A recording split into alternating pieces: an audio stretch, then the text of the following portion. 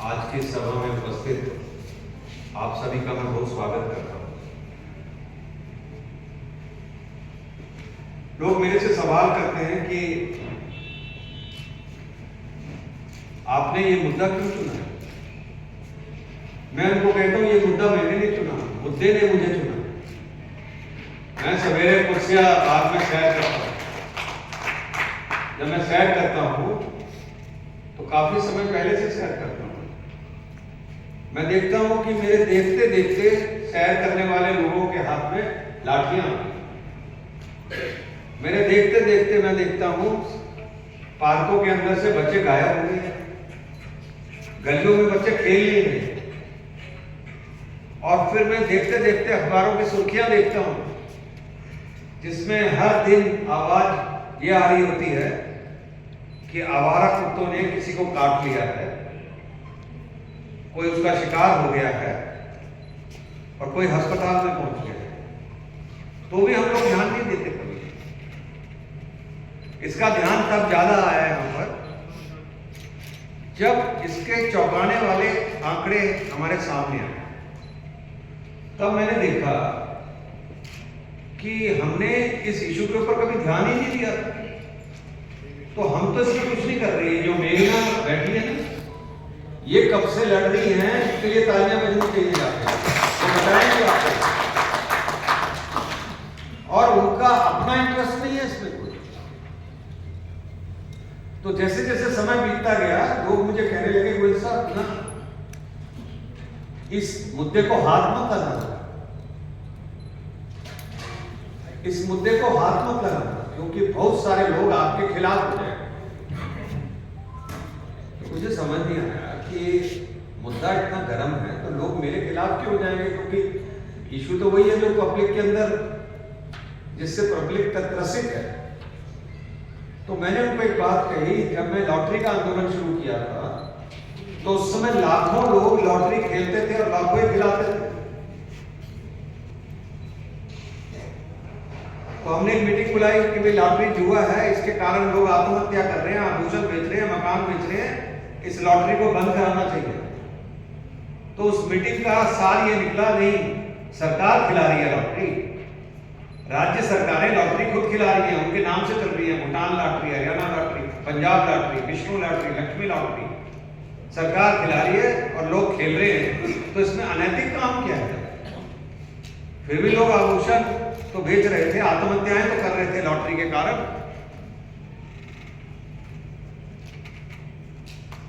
तो मैं बड़ा निराश हो गया। तो फिर भी मुझे लगा कि उस समय बोर्ड क्लब पे लोग बैठा करते थे। मैंने एक पैम्फलेट छपवाया, लॉटरी एक जुआ है, और यहाँ पट्टा लगाया है यहाँ पर, और उस पैम्फलेट को बांटने के लिए बोर्ड क्लब में अपने साथियों के साथ चला गया। पहली बार मैंने अपनी जिंदगी में देखा इतने पैम्फलेट मैंने बांटे कि जिसमें आदमी पैम्फलेट बांटता हुआ गया, पढ़ता हुआ गया और वापस आया हाथ मिलाने की, गोयल साहब बहुत अच्छा काम कर रहे हो। तब मुझे पता चला था कि ये वाकई में जनता की नब्ज है, जिससे जनता बहुत परेशान है।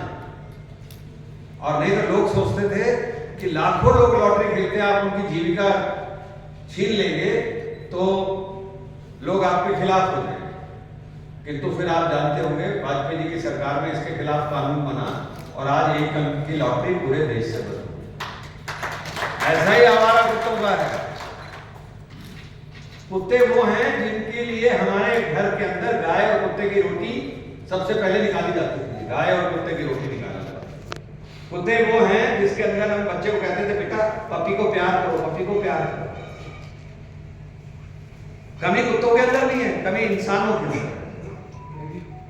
उनकी संख्या लगातार बढ़ती चली गई, उनकी संख्या लगातार बढ़ती चली गई और अलग अलग कारणों से कुत्तों का डर लोगों के मन में समाने लग गया। तो एक संख्या ये बताते हैं कि हमारे देश के अंदर 6 करोड़ 40 लाख कुत्ते हैं इस समय। 6 करोड़ 40 लाख कुत्ते। अकेली दिल्ली के अंदर 8 लाख कुत्ते हैं। पर मैं ताज्जुब करता हूं किसी ने आवाज ही नहीं उठाई पब्लिक के लिए। इसलिए नहीं उठाई कि उनको डॉग हेटर नाम दे दिया जाता है, जबकि आज की ये जो मीटिंग है ये कुत्तों को सम्मान दिलाने के लिए है।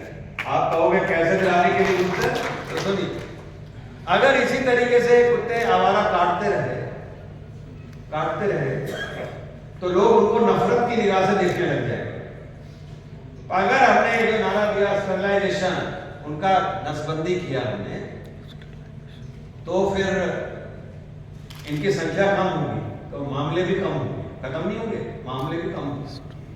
अगर हमने वैक्सीनेशन की बात करी, एंटी रेबीज इंजेक्शन की, तो कोई मरेगा नहीं। मैंने देखा था पिछले दिनों एक गाड़ी के अंदर बाप अपने बच्चे को लेके जा रहा था और उसको कुत्ते ने थोड़ा दो दांत गड़ाए थे, उन्होंने लापरवाही की और उसने तड़प कर जान दे दी। बाघ बकरी वाला जो चाय वाला है, उसका केस आपने देखा होगा, बाघ बकरी चाय वाला, वो आदमी के पीछे कुत्ते झपटे और वो गिरा और गिरने से उसकी मौत हो गई। ऐसे एक नहीं 50 आपके पास उदाहरण है, 50 उदाहरण है जिसके अंदर कुत्तों के कारण लोगों को कितनी समस्या हुई, पर कोई बोलता नहीं। तो मैंने पूछा क्यों नहीं लोग बोलते हैं? कहने लगे कि लोग हमारे को काटने के लिए दौड़ते हैं, कुछ लोग हमें काटने के लिए आते हैं इस बात के लिए कि भाई आप इनका विरोध क्यों कर रहे हैं, इनका विरोध क्यों कर रहे हैं। तो सबसे बड़ा इश्यू ये है कि जो मर्जी जहां मर्जी जैसे मर्जी खाना खिला रहा है, उसके कारण लोगों के जीवन संकट के अंदर आ गए। अभी आपको मालूम है केरल की सरकार ने सुप्रीम कोर्ट में अपील की है इस बात के लिए कि उनको खूंखार कुत्तों को हटाने की इजाजत दी जाए, हटाने के जो भी मतलब आप समझो, उसको हटाने की इजाजत दी जाए। पर कानून ऐसे बन गए हैं, हम मिले थे एनिमल वेलफेयर बोर्ड पे जाके, हमारी कमेटी मिली थी, कानून ऐसे बन गए हैं कि जिसके अंदर ये कहा जा रहा है कि जो RWs हैं वो फीडिंग करेंगे कुत्तों की। RW कैसे फीडिंग करेंगे? और फिर खाली कुत्तों की क्यों फीडिंग करेंगे? सारे जानवरों का आप लिख दो कि ये सारे सोसाइटी के अंदर रहेंगे, इसी के अंदर इनके आप फीडिंग करेंगे, उसके कारण झगड़े हो रहे हैं, लिफ्ट के अंदर झगड़े हो रहे हैं। दोस्तों अभी तो हम पेट डॉग्स की तो बात ही नहीं कर रहे, हम सिर्फ और सिर्फ अभी स्ट्रे डॉग्स की बात कर रहे हैं। अगर मैं पेट डॉग पर आऊंगा तो आपको और भयानक चित्र देखने को मिलेंगे। तो मैं अभी ज्यादा बात ना कहता हुआ, अभी तो मैं ओपनिंग रिमार्क्स आपको इसलिए दे रहा हूं कि आज पूरे देश के अंदर मैं किसी को फोन मिलाता हूं कि जी आपको इस मीटिंग में आना है, कह लेंगे गोयल साहब सबसे ज्यादा कुत्तों की हमारी समस्या है। पूरा नोएडा भरा पड़ा है इस समस्या से। ये नोएडा के फेडरेशन के अध्यक्ष बैठे हुए हैं, मैं तो उनसे पहली बार मिल रहा हूं आज यहाँ पर। पूरा नोएडा भरा पड़ा है, पूरा गाजियाबाद भरा पड़ा है, और दिल्ली के अंदर तो आप समझिए कि कोई हल ही नहीं है, हल ही नहीं। G20 में कुत्ते हटाए गए, क्यों हटाए गए? इसलिए हटाए गए ना, इससे टूरिज्म सारी चीजों के ऊपर बहुत फर्क पड़ रहा है। तो हम ये जो आंदोलन छेड़े बैठे हैं, ये इसलिए छेड़े नहीं बैठे, हम छेड़े बैठे हैं कि सरकार इसके ऊपर ध्यान दे। अब मैं लास्ट आपको कहानी सुनाता हूँ। ये पुणे के नागरिक बैठे हैं, बड़ी जिद करके मुझे, जैसे महात्मा गांधी को राजकुमार शुक्ला ले गया था चंपारण के अंदर, ये मुझे बड़ी जिद करके पुणे में ले गए। कहने लगे गोयल साहब पुणे के अंदर जो समस्या है, वैसी समस्या तो बड़ी भयंकर है। तो मैंने कहा क्या भयंकर होगी? हमारे यहाँ इतने हैं, थोड़े से ज्यादा होंगे, भयंकर क्या स्थिति होगी? तो मैं पुणे गया, कुत्तों की जो समस्या है उसके लिए मीटिंग लेने के लिए। फिर मुझे लगा 50-100 लोग इकट्ठे हो जाएंगे, कोई बात नहीं, मैं उनका कुछ बोल के आ रहा। 2000 सोसाइटी के लोग, एक सोसाइटी के 2000 लोग वहां इकट्ठे हुए, सब शांत और सहमे हुए। उन सबको ये आशा थी कि विजय गोयल आया, ये कुछ जादू करेगा और सारे कुत्तों को हमारे यहां से ले जाएगा। तो मैंने जब एक आदमी बोला, 2 आदमी, 3 आदमी बोला, उन्होंने ऐसे बोला कि मानो वो प्रताड़ित हो, कह रहे हैं कि हमारी कॉर्पोरेशन नहीं सुन रही, हमारी सरकार नहीं सुन रही, हमारा कोई बोर्ड नहीं सुन रहा, हमको कुत्ते काट रहे हैं, हमारी सोसाइटी में ही है और हम कुछ नहीं कर पा रहे। उनके भाषण सुन के लगा मुझे कि ये मुझसे क्या आशा करते हैं कि मैं क्या करूंगा। तो मैं भाषण देने जब खड़ा हुआ तो मैं घबराया हुआ था। फिर मैंने उनको कहानी सुनाई, मैंने कहा तुमने वो बैक पाइपर की कहानी सुनी है? आप लोगों ने भी सुनी होगी ना, बैक पाइपर की कहानी। कि एक शहर के अंदर चूहे बहुत चूहे थे, तो उन्होंने एक बैक पाइपर को हायर किया कि आप हमारे चूहों को निकाल सकते हैं तो हम आपको इतने लाख रुपए देंगे। बैक पाइपर ने अपनी वो बांसुरी बजाई और सारे चूहे उसके पीछे पीछे आ गए। तो मैंने उनको कहा तुम मेरे से ऐसा ही उम्मीद कर रहे हो कि विजय गोयल आया है, कोई बांसुरी बजाएगा, सारे कुत्ते उसके पीछे पीछे चले जाएंगे और आप यहाँ से डॉग फ्री हो जाओगे, स्ट्रे डॉग फ्री हो जाओगे। तो मैंने कहा ऐसा कुछ नहीं है। तो उसने कहा फिर गोयल साहब करोगे क्या, हमको आपने यहाँ बुला लिया, हमारे बीच में करोगे क्या? तो मैंने कहा वही करूंगा जो मैंने लॉटरी में किया था, मैं माहौल बनाऊंगा, मैं माहौल को खड़ा करूंगा। मैं मेघना जी को भी कह रहा था कि हमें पहले माहौल बनाना है, ताकि आज सरकार के सामने ऐसा माहौल बना हुआ है कि सरकार किसी भी गलत कानून को ठीक करने के लिए तैयार नहीं है, चाहे वो सेंटर हो, चाहे वो स्टेट हो और चाहे वो एमसीडी हो, इसलिए तैयार नहीं है। उनको लगता है कि वो लोग पशुओं के विरोधी कहलाएंगे अगर उन्होंने कुछ अमेंड कर दिया। तो भाई आप भी तो जब इनको कुछ खिलाते हो तो वो क्या खिलाते हो, जो मीट खिलाते हो वो भी तो किसी ना किसी का होता है, तब आपका एनिमल लवर पना कहां चला जाता है। तो हम एक माहौल खड़ा हो रहा है। आप देख रहे हैं आप इतने सारे लोग बैठे हैं जो हम आपस में परिचित नहीं, पर लोग अलग अलग जगह से उठकर आए हैं अपनी बात को कहने के लिए।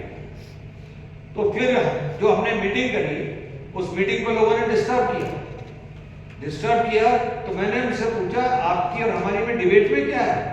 हम तो नहीं कहीं कह रहे कि इनको मार दो, हम सिर्फ इतना ही कह रहे हैं कंट्रोल करो और हमको फोर्स मत करो इस बात के लिए कि हम खाना खिलाएं, लिफ्ट के पास खिलाएं और फिर उसके बाद उसमें अटैक करें।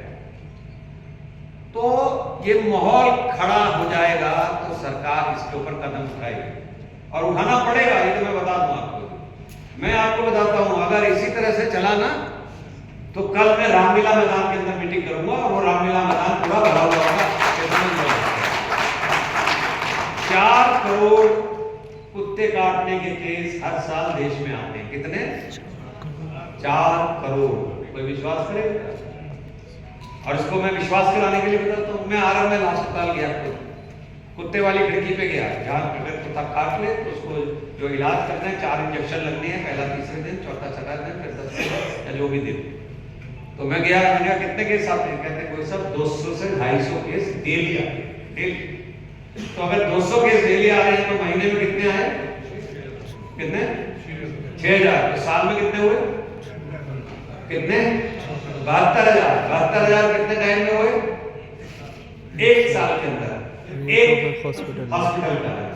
अभी सफदरजंग पड़ा हुआ है, अभी शारदा के अस्पताल पड़े हैं, अभी प्राइवेट सारे अस्पताल पड़े हैं। तो आप ये समझ लो इनकी संख्या कितनी बड़ी है। और जो बीमारी रेबीज की होती है, भगवान ना करे गलती से भी किसी को हो, हमने कहा है हमारी मोदी सरकार ने कि 2030 तक रेबीज फ्री हमको इस देश को बनाना है, पर हो क्या रहा है? देखिए हमारी पहली मीटिंग के अंदर थप्पड़ जूते चल रहे, उसके अंदर पुलिस को बुलाना पड़ गया। किस लिए? कि सिर्फ हम ये बात कह रहे हैं कि नागरिकों को बचाओ। एटमॉस्फेयर कम से कम ऐसा होना चाहिए, आदमी जो ह्यूमन बीइंग है वो भी तो इस सोसाइटी के अंदर रह ले। तो आप में से आज जो लोग बोलना चाहते हैं वो अपने नाम, वो बैठे हैं सामने धर्मवीर जी, उनको नाम दे दें।